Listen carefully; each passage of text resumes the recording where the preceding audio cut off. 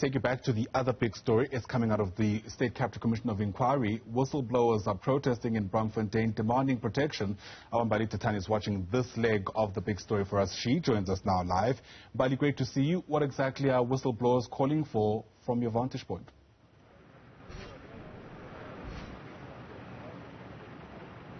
Well, I must tell you that from just looking around here this morning, we usually find a lot of activity outside the Commission of Inquiry, especially when the President makes an appearance. But of course today we do have a small group of protesters of whistleblowers, But before we get into that issue, I'd just like my colleague Azu just to show you the heavy police presence which is stationed outside here at the State Capture Commission of Inquiry.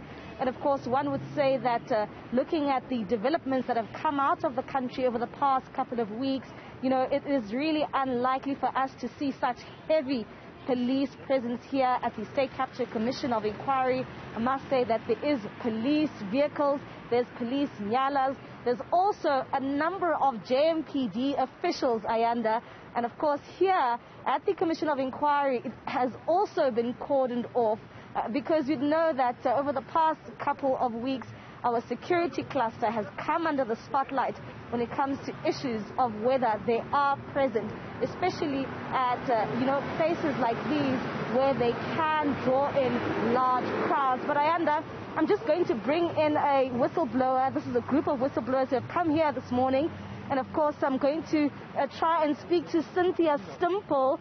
She has come here this morning and she's going to be a part of the proceedings, and she's going to actually go in and listen to those proceedings, Ayanda. And I'm just going to ask her quickly, Cynthia, usually on days like these, we see a number of people stationed here. I know that it is very cold, and you have braved the cold alongside some of your colleagues. Clearly, this is something very important to you, and this is why you have come here on the day the President is on the witness stand. Thank you very much, Mbali. Yes, it is. It's a very important issue.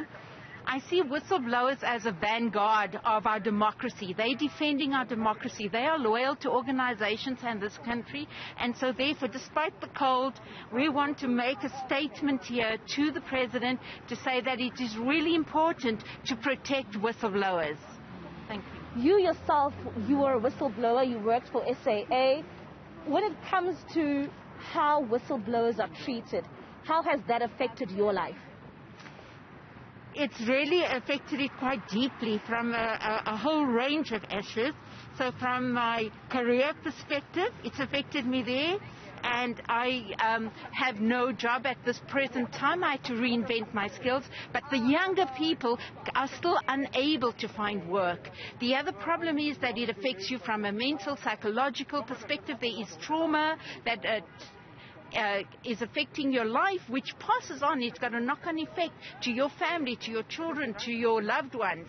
And thirdly is that you have no financial capability. You lose everything through having to pay legal fees, legal costs, etc. How can you cope? There is no support in this country for whistleblowers, despite us having legislation for it. The legislation is a farce, and that's one of the issues we want to stand by, that we need to correct that and fix it now. And how would you want for the President, because you've come here on the day that he is on the witness stand, how would you want him to intervene on this issue? The main reason we're here is because he had said it directly the last time the President was here at the Zondo Commission. He stated that whistleblowers need support and they need help. And so we expect him to stand by his word. He needs to honor that statement, and he needs to do it and not just make small talk. And the reason why we're here today is to remind him of the words he said in April, and that he must start acting now. He cannot sit back. He cannot sit on the fence. And when he takes to the stand once more again this morning, what is it exactly that you are hoping to hear from him?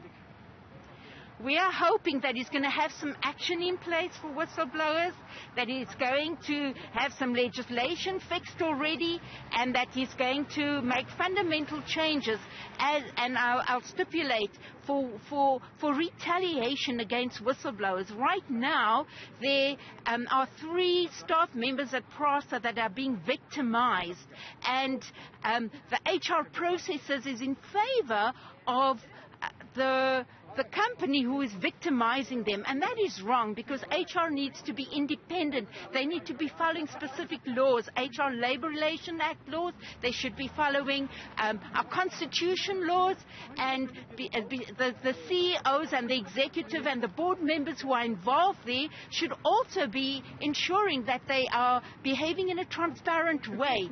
To victimize their staff who are only protecting the organization against improper, irregular transactions is against our constitution. All right, thank you very much. Of course, that is Cynthia Stimple, one of the whistleblowers here today, Ayanda, just to voice their concerns and to raise some of the issues, saying that the last time President Cyril Ramaphosa was here, he had asked for whistleblowers to be protected. But he says that, while people continue to be victimized, and, you know, when you look at the State Capture Commission of Inquiry, it is, of course, those whistleblowers who have come forward, especially taking a stand against corruption, especially when it comes to Cynthia Stimple, who's somebody who also worked under SAA, and, of course, a number of those other state-owned enterprises who have been the key focus of the proceedings during the Commission of Inquiry here.